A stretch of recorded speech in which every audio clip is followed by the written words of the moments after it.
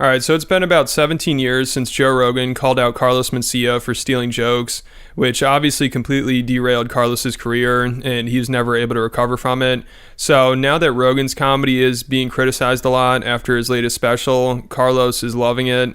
And just recently during an interview with Vlad TV, he took the opportunity to call out Rogan for stealing jokes from Brendan Schaub, which is probably one of the worst possible things you can accuse a comedian of. I mean, not only stealing, but stealing from Gringo Poppy. And it's just hilarious now Carlos Mencía is calling Joe out on it.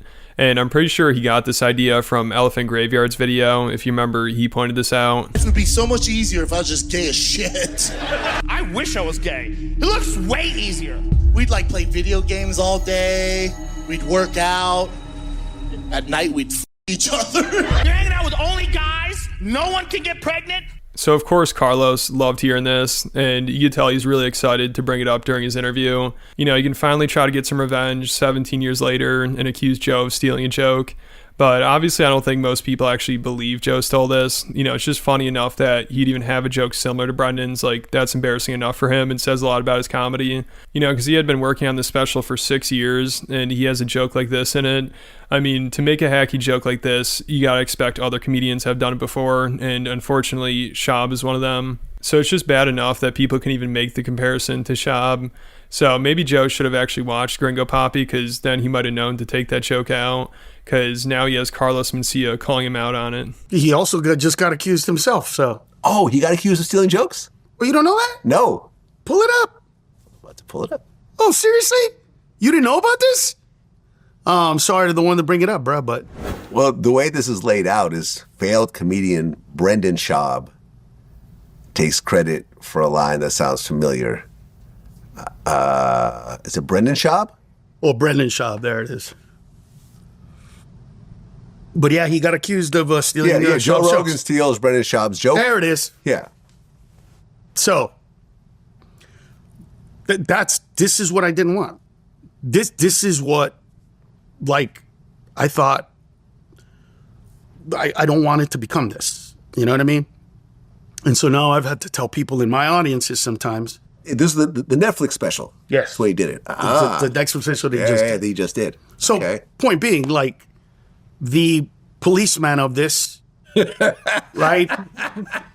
Policeman got caught with his hand in a cookie jar, if that's the case. Wow. And my point is that, like, whether what he did or didn't I don't care. It doesn't matter to me. I'm not getting involved in it. It's not my thing, but it's just like, this is what you started. This is what we started with all this bullshit. At the end of the day, my biggest fear, so to speak, came true, that this joke stealing stuff is going to be so prolific for everybody that it's going to just become every comedian is going to get accused of stealing jokes. And that's pretty much what's happening right now. Yeah, and it's so funny he's acting like this is what he's worried about when Joe called him out, like this just opening up the floodgates and causing every comedian to get exposed. But if a comedian is stealing jokes, then they should get exposed for it. I don't see how that's a problem. And then also, maybe if Carlos wasn't stealing a bunch of jokes from a bunch of different comedians, then Joe wouldn't have needed to call him out. So he's also responsible for starting this. And I don't even know what he really started. It's not like it's something that is a giant problem now. You know, he's acting like it's out of control and comedians are getting called out left and right. But I don't see it happen that often. And with social media, it's almost impossible to get away with it. So if you are stealing jokes, you're going to get exposed for it. But still, even with that, you don't really see it happen too much. You know, occasionally, like with the Rogan and Schaub thing here, there'll be a comedian that has a similar joke to another one, but it's usually just a one-time thing, and it's hard to really call somebody a joke thief for just one joke. But with Carlos, it sounded like it was just undeniable what he was doing. And of course, he's going to make it seem like everybody's dealing with this, because then it'll minimize what he did. It'll make it seem like it's not as big of a deal if everybody's getting accused of stealing jokes. And then also to make Rogan sound like the bad guy for calling him out.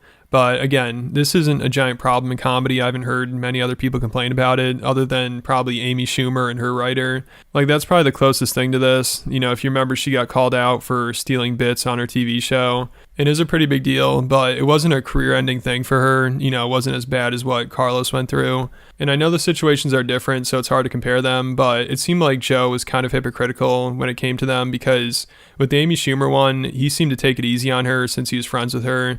And I think he was kind of just making excuses and saying it was parallel thinking, like just giving her the benefit of the doubt. So he wasn't very consistent with that. But other than that situation and the one with Jay Moore, which both happened probably around 10 years ago, I don't really see that many comedians being called out for stealing jokes to where it's a problem. You know, of course, Mencia's like, it's happening all the time, it's out of control.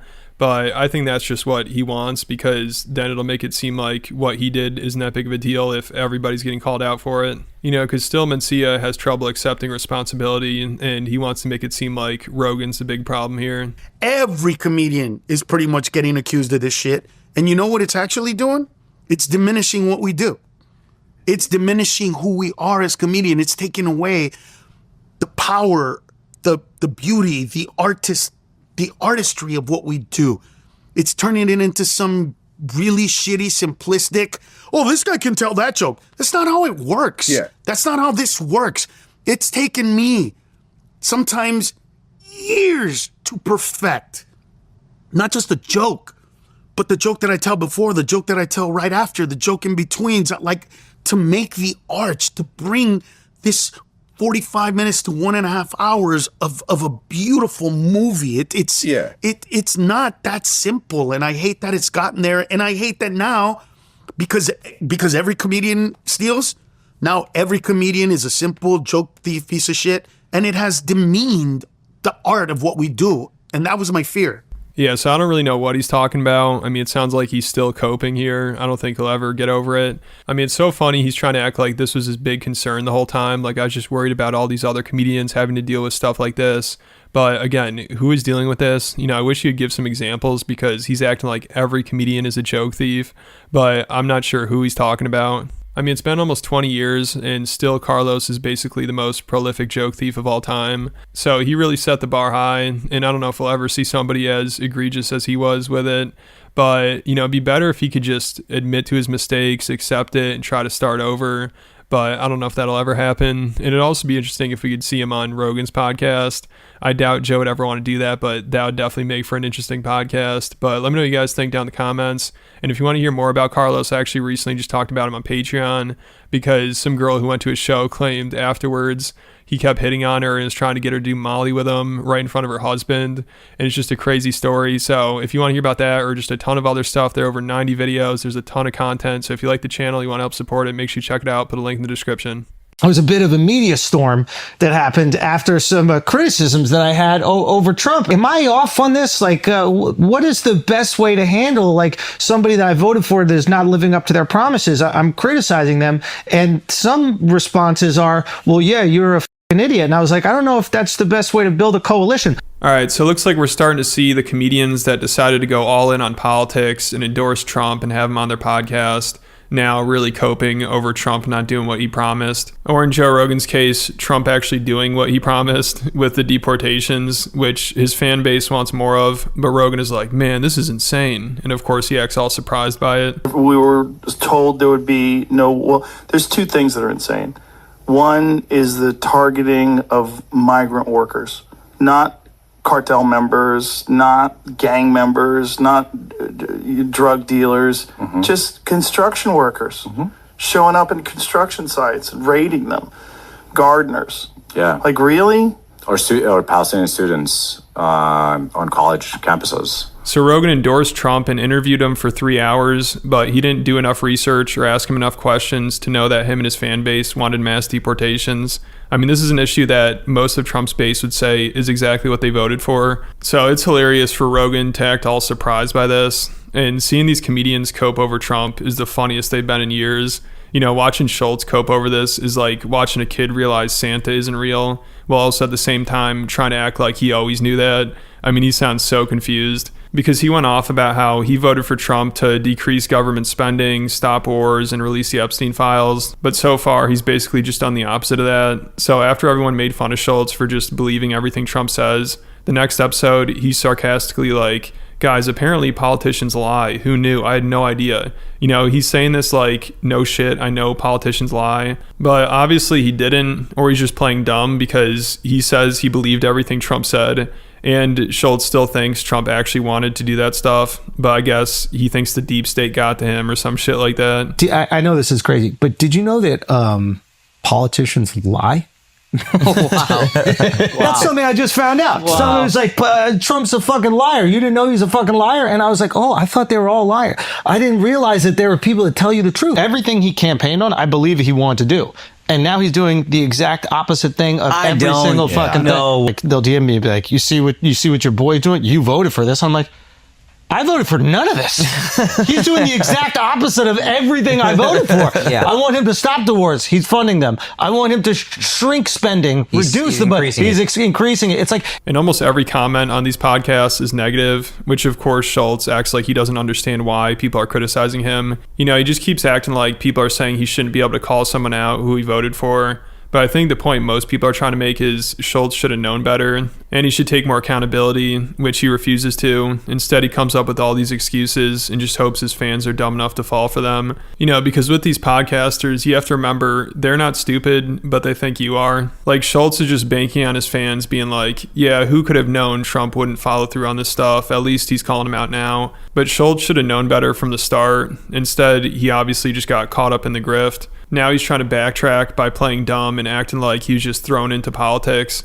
But he's the one who decided to get heavily involved in politics, which he didn't need to do. I doubt many of his fans wanted him to. He's supposed to be a comedian, not a political commentator. There's no reason he needs to interview a presidential candidate, and this just confirms that because Schultz already got played. But instead of him just admitting that, or admitting he's a useful idiot, or he shouldn't have gotten so caught up in politics, he tries to act like, well, what did you want me to do? Do you want me to endorse Kamala or grill Trump when he went on my podcast? But another option there is to just not endorse or interview either and just make fun of them like a comedian is supposed to do. His job is to make fun of people, especially high-profile politicians. But instead it turned into him glazing them and endorsing them because the grift was too appealing to him. Obviously, the podcast was going to get a ton of views, and it was kind of a safe play at the time. Theo Von and Lex Friedman just had on Trump, and he's scheduled to go on Rogan. So it wasn't that controversial. But now that Trump is getting a lot of backlash for the Epstein stuff and how he's handling things in the Middle East, Schultz, it's a safe time for him to start backpedaling. But thankfully, people are seeing through his bullshit. So now he's been spending the last few weeks just coping over it every podcast. It's wild to watch. They're just grasping at straws here, and Akash keeps having meltdowns over it. They're not handling it well. And it's gotten so pathetic. Now Schultz is begging the left to accept him because he keeps saying people on the left are the ones criticizing him, even though also pretty much his whole audience is, which I don't think everybody in his audience is on the left. But he keeps saying that the left should be welcoming him to their side because now he's turned on Trump. And he says they're all being selfish for criticizing him since their side could use him and his massive influence.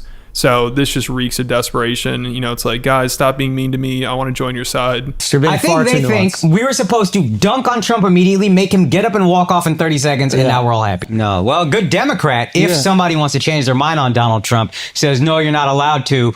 And instead of wondering what maybe made you vote for him, you just say, you're stupid, you're a bad person, we don't change anything. Oh, we're perfect. Because I figured what they would want to do is maybe win the midterms. Oh, no. Or maybe even win the election. But you don't want to win, you want to be right just on Twitter. So just right now. Yeah, on Twitter for 5 minutes. The most selfish thing that they could possibly be. Yeah. Only them. Just get some clicks and views. Of course. Because you don't actually have to care about what the state of America. Right. It's not like we live in a democracy where you lost and you actually need people that are disillusioned to go on your side. So you got to go to the party that just doesn't have primaries for candidates. That's where you go. I get it. And if you're upset by that, you love Trump and everything he did and every lie he tells. But if you actually care about what's happening in the country, maybe you would want to talk to some different people, and maybe you would hope to build a coalition and move some votes back over to the Democrats if you think that they have a better idea for America. But obviously that's not what you want. But God forbid we shine a light on the people who... You know what I'm getting a lot of? You talked to him. You platformed him as if he was at 0%.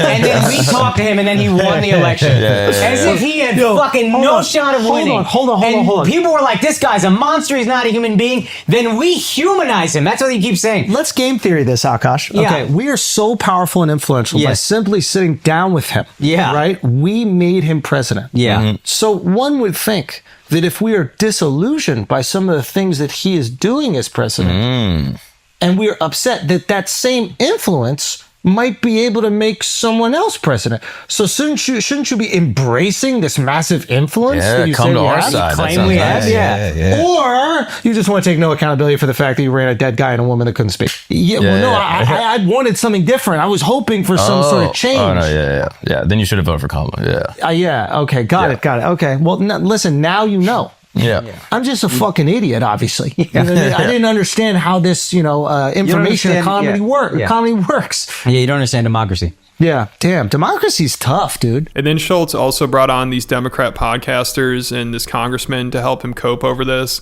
That's how badly he's trying to save face. He basically wants these influential people on the left to tell their side that they should be more accepting of him. So it's just sad. And of course, they're nice about it. They're kind of just like, yeah, we don't expect the average person to be that informed, to really know everything about Trump and everything he's said and done and what he's lying about, which I agree with most people. They don't have the time to follow things that closely and be that informed. But unfortunately, Schultz put himself in a position where he's the one informing people on what's going on. Sadly, he's interviewing politicians and he's really invested in politics now. So he's not the average person who's working a 9 to 5 and has just an hour or two to figure out what's going on in the world. I mean, it's his job to pay attention to what's going on in the world and try to explain it to people. So he should be more prepared. That's the point everyone's trying to make. The fact that Schultz really believed that Trump was going to drain the swamp and release the Epstein files shows he has no idea what's going on. What is the best way to handle somebody that I voted for that is not living up to their promises? I'm criticizing them, and some responses are, well, yeah, you're a fucking idiot. And I was like, I don't know if that's the best way to build a coalition. What do you think? What do you think about that, Sean? No, that shit drives me nuts because I think, first of all, Trump lies a lot. He's always lied a lot. And it also assumes that every single person in America was supposed to be paying attention to every single word that Donald Trump has ever said. Right. And which they're not. But then aside from all that, like you said, if you want to persuade people to join your coalition, which is how you actually win elections, then when someone says, oh, I'm disappointed in the person I voted for, you say, well, welcome. Are you delicate about it? Do you feel like you have to be even more critical? Are you ever concerned that you guys have so much influence that your critiques could sway voters away? How do you hold your own party accountable is basically what I'm asking. I mean, about a year ago after the debate between Biden and Trump, we sort of immediately after the debate said that it was fucking awful and that Biden should seriously think about whether he needs to stay in the race. And, we weren't too popular for a while. And then Schultz also cries about this to a congressman, and he's like, we should have the right to hold people in power accountable and criticize them, right? Which is ironic considering that's just what his fans are doing. They're trying to hold him accountable like people try to hold the mainstream media accountable. Influential podcasters should be held to the same standard. They all admit they've replaced the mainstream media because the mainstream media lost its credibility. But at this point, I don't know if Schultz and Rogan are much better. I mean, I guess at least Schultz isn't scared to criticize someone he endorsed, but I've noticed these podcasters, what they do is they constantly talk about how bad the mainstream media is. But then when people try to hold them to the same standard they hold the mainstream media to, they're like, hey, I'm just trying my best. I'm a comedian. This isn't my job to talk about this stuff. I mean, Rogan always resorts to being like, hey, it's just me here, just me and Jamie. You can't expect that much from me. And, I'm an idiot. People shouldn't take me that seriously, even though he's arguably the most influential person on the planet. But they will do anything to try to avoid accountability, like we see here with Schultz. And he also acts like he's just thrown into this mess. He's like, we were just thrown into this political mess, but they chose to throw themselves into it. Him and his giggling goons, they keep trying to act like they had to have Trump on and they had to get this involved in politics, but they chose this, and this is why comedy sucks now. It's crazy, these podcasters, they used to complain about late night shows being too political and it ruining comedy, but now they're no different, except I will say there are a lot of comedians that see this and also hate it. Like Mark Norman and Joe List, they're complaining about it. Bobby Lee and Andrew Santino too. I made a whole Patreon video about that if you're interested. I've been talking a lot about this stuff over on Patreon, but they all think it's really weird. I'm sure Shane Gillis thinks the same thing. He's the perfect example of a comedian knowing his lane, because after he got canceled, it became like a culture war thing, and the right was trying to claim him as theirs. But he's like, I'm just here to goof around and make people laugh. I'm not trying to get involved in all this nonsense. That's not my job. And that's why he's one of the most successful comedians now. But comedians like Schultz and Theo Von and Joe Rogan, they're just lost in the sauce. We live in this like weird time where any measure to hold them accountable comes with immediate criticism. Your experience as a politician, or I guess we experience it as, for whatever people thrown in this, political mess. But there has to be a version, I think, also where as Democrats, like, this is a democracy. You want votes. You don't have enough. You lost last time, right? You want to win this time? If you see people that seem to have swayed over to Trump that are now disillusioned with Trump, you have the opportunity to build a coalition with those people. And you don't build a coalition by just going, hey, fucking idiot, why would you, stupid fucking, that's not how you build. I'm not some fucking Democrat cult member, Republican cult member. Like, we're supposed to be free Americans that can make up decisions on our own, call balls and strikes, as you say, and then hold the people in power accountable. When people fail us on the promises they make, we should criticize them. Like, what is the alternative? We just vote and then agree with every single thing that person does. A lot of, staunch liberals who pretended that the person they voted for wasn't dead for 4 years.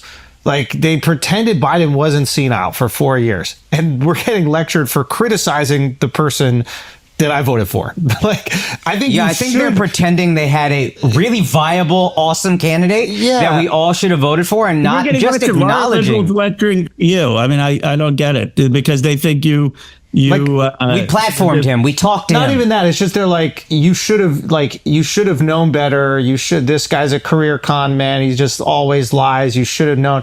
And it's like, no, Dom, that's why the Democrats lost. It'd be like, look, And Schultz also addressed not asking Trump about Epstein. He says he didn't ask him because he thought he'd just give a generic or predictable response. So I guess he thought there's no point in asking him, which just sounds so ridiculous and is clearly a cope. Either Schultz didn't want to upset Trump or Trump told them not to talk about it. Like, I don't know how him and Rogan could be this obsessed with Epstein and then have on a friend of his and someone who could potentially release the files and not ask them a single question about it. That's really strange. And Schultz is just like, well, what'd you think was going to happen? He'd just admit to diddling kids. Like, if he's not going to admit it, then there's no point in asking about it, which just makes no sense. I mean, people wanted to hear him talk about it because they wanted to know if he would release the list and hold the people on it accountable. And also, it's a way to see if he sounds suspicious or not when he's talking about it. Who knows what he would have said in response to it. Like, previously, he had said he would release the files, but there could be some phony stuff in there, so he'll have to take a look at it first. And if Schultz asked him about this and that was his response, you would think as a comedian, he'd be like, it kind of sounds like you want to see if your name's in there first. Then that would have aged really well for Schultz. But instead, he thought there's no point, which is just total cope, because also he had asked a previous guest about it who's been on Epstein's plane, RFK Jr. He was on there and Schultz asked him about it and his response was wild. So I don't believe Schultz for a second here, because also if he had asked Trump about it, the clip would have went viral for sure. Even if Trump just said, yeah, I'll release the list, it still would have gotten a lot of attention and just been another example of Trump lying about it. So I think Schultz is completely full of shit here. I think it's like there was when we had Trump on, people were like, why didn't you ask him about Epstein? I was like, so he could give the same answer that he's given 100 times about being with Epstein? Like, do you think that if we asked him about Epstein, that he'd be like, yeah, I used to kids with him? Like, you think he's just going to open up because he's hanging out with it? It's going to be the same answer every single time. Right? So, yeah. A little Jesus. Okay, but give the context, obviously, to the Epstein thing, because you basically got out ahead of the... So, first of all, I'm in New York for most of my life. Yeah. So, you run into everybody in New York. I mean, I knew Harvey Weinstein. I knew Roger Ailes. I knew O.J. Simpson came to my house. Bill Cosby came to my house. You also knew good people. Yeah, I did know a lot of them, but you don't know these people are swamp creatures until all this stuff comes out. Yeah. So these podcasts went from comedians just goofing around with their friends to now them coping over political endorsements. It's wild. And with Rogan, he at least used to grill the people on his show. You know, he'd get into debates, he'd have heated arguments. And at one point, it seemed like he actually was just an independent podcaster that was trying to get the answers to things. But now he's clearly sold out, and every politician or billionaire he has on is just a softball interview, and he glazes them the whole time. And even the other day, when he was talking about Kash Patel just lying to his face on his podcast, he was like, what am I supposed to do? Push back? It's like, yeah, that's exactly what you're supposed to do. And of course, he always tries to avoid Trump's involvement with Epstein. Whenever somebody brings it up on his podcast, he gets really uncomfortable about it and tries to change the subject, which I've talked a lot about over on Patreon. But he hasn't talked about the latest fallout yet after the whole DOJ investigation into it and Trump calling it a hoax and saying you're a bad person if you keep talking about it and you're part of the fake news. You know, Trump basically called Rogan and most of his followers idiots. So I'm looking forward to Rogan's response, but odds are he'll probably just cuck out because he's in too deep now. He doesn't want to ruin his relationship with the administration. I mean, he has meetings with Trump, he gets calls from him, and he was at his inauguration with Theo Vaughn, so they're just part of the establishment at this point. And Rogan has to walk a fine line looking into Epstein and the cover-up because he has to act like he's still just trying to get answers, but if he looks too much into it, it goes back to Trump, so I don't know how he'll play this. But one thing we know is he doesn't care enough to push back when somebody's lying to his face on his podcast about it. Nothing you're looking for is on those tapes. Like, what? Why did they say there was thousands of hours of tapes of people doing horrible shit? Why did they say that? Right. Didn't Pam Bondi say that? What, are you talking about Epstein or Diddy? Yeah, Epstein. Yeah, she said it literally, I think, a week before you had the FBI director sitting here telling you there was nothing, right? She said something about that there was like thousands of hours of tapes of people doing horrible crimes. There is. And didn't the FBI dude say that there was nothing? Kash Patel said there's nothing you're looking for. Oh, okay. Okay. I mean, what am I going to do? I'm going to push back. Right. No, of course. I understand. Obviously, he's saying what he has to say. Right. Mystery surrounds the Jeffrey Epstein files after Bondi claims tens of thousands of videos. Tens of thousands. Jesus Christ. I'll tell you what. Chill. Oh, my God. Was reviewing tens of thousands of videos, the wealthy financier with children or child. The comment made to reporters at the White House days after a similar remark to a stranger with a hidden camera raised the stakes for President Donald Trump's administration to prove it has in its possession previously unseen compelling documents, or just bomb Iran and everybody forgets. Just bomb Iran, yeah. Everybody forgets about it. And how the Rogan sphere is handling this Epstein debacle has been really interesting because they could really put a lot of pressure on Trump and his administration. You know, they could put them on the spot, which they're kind of acting like they're trying to do, but also at the same time, they're trying to do whatever they can to blame it on anyone but Trump. Like Rogan posted this stupid meme about it where it's Trump fighting the deep state or the swamp, and then he gets back to his corner, he's like, man, the swamp has hands. So Rogan is basically just an NPC at this point. Like, how could you not realize Trump doesn't want to release the list because he's on it? You know, every time he talks about it, it seems like he makes it more obvious. And Trump, he is the deep state. You know, he's part of the swamp, which of course Rogan can't admit because that means he's part of it. And then also Tim Dillon, he's going with this talking point as well. So I think he probably got the call, which is really disappointing because for a while it seemed like he was just calling it like he sees it and he didn't have any allegiance to anyone anymore. I mean, he even outed Peter Thiel, who's Rogan's handler. Tim said that he tried to have a meeting with him and pay him off essentially so he'd start promoting his agenda. So I was like, damn, he does not give a fuck anymore. But after this, it sounds like he got the call because on his podcast, he did this bit about how everyone in politics is a pedophile and you might as well vote for whatever one you agree with the most, which it sounds like at first he's saying Trump is obviously on the list, but so is everyone else. And then he starts talking about how Trump is scared for his life. That's why we aren't getting a list. And then he says Trump, he doesn't have authority over it, and he knows Trump isn't into young girls and sex isn't his thing. He says sex isn't Trump's thing, which is completely insane. And he said even his biggest haters would tell you that, but I think it's more like the opposite. You know, I think even his biggest supporters would say Trump's a horn dog. Like, that's not even a question. You know, this is the grab by the pussy guy. And every time he was on Howard Stern, he'd talk about all this crazy shit he does. You know, how he walks around women's changing rooms during beauty pageants and sees young girls naked. And also Robin called him a sexual predator one time, and Donald's like, yeah, that's true. Like, even if he's not on Epstein's list, the guy's a horn dog. There's no debate about that. So Tim trying to tell his fans otherwise is so bizarre. So he either just doesn't know what Trump is like at all, which is hard to believe, or he got the call because we know Trump and his team are reaching out to influencers trying to get them to take it easy with this. I'm giving advice to people now that live in this country. Choose the pedophile you agree with. Choose the file whose values are yours. Who wants better schools? Probably all of them. What has the viewpoint that you align with? Who is the file who's going to make sure your children have a shot at the American dream? You cannot ask that they don't f kids. You cannot ask that. It's a bridge too far. Stop being greedy. I think Trump knows they'll kill him. I think Trump knows that they'll kill him. I think he does. Truly, I believe he knows that. I believe he knows that the people that killed all of those people would find a way to kill him if this came out. I believe that he knows that. I believe he believes that some faction of those people tried to kill him already. Don't quite know who, but I believe that is what he believes. I don't know that. I don't have any information on that.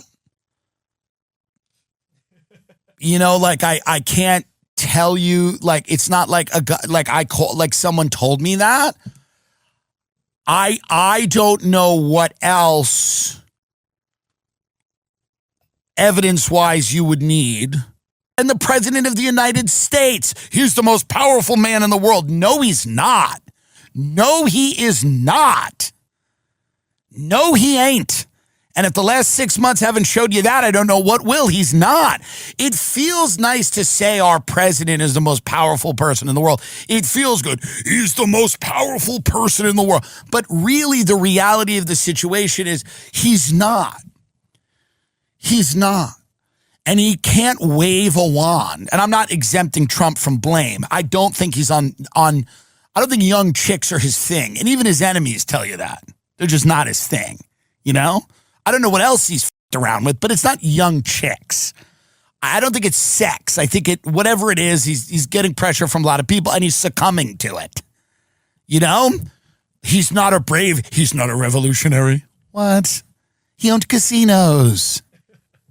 Guys. So I guess that's the narrative Trump wants him to push. You know, Rogan's meme kind of said the same thing, like Trump's not really in charge and the deep state is pushing back and he's scared and all that bullshit. But I'm still waiting to see what Rogan has to say about it on his podcast. If he says anything about it, I mean, he better, or that'll be really suspicious. But when he does, I'll definitely cover it. So make sure you subscribe and then check out my Patreon. If you enjoyed this video and want to hear more about this stuff, like Tim Dillon exposing Rogan's handler, and how Elon Musk's AI keeps roasting Joe Rogan every time he's on his podcast, and how Joe keeps simping for him, and how comedians are getting annoyed with all the politics and comedy. And also Theo Von keeps getting more political, and it's just a disaster, which I talk about over there. So there's a ton of stuff, over 140 exclusive videos, most of them are over 20 minutes. And I'm about to talk about Sam Hyde's Crash Out on Harlan Williams podcast. So definitely go subscribe if you enjoy this channel, want to stay up to date with everything. There'll be a link in the description. Do you think that all the gold is in Fort Knox?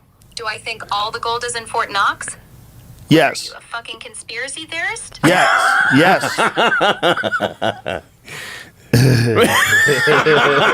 What are you fucking conspiracy theorist? Fucking AI with a penchant for chaos.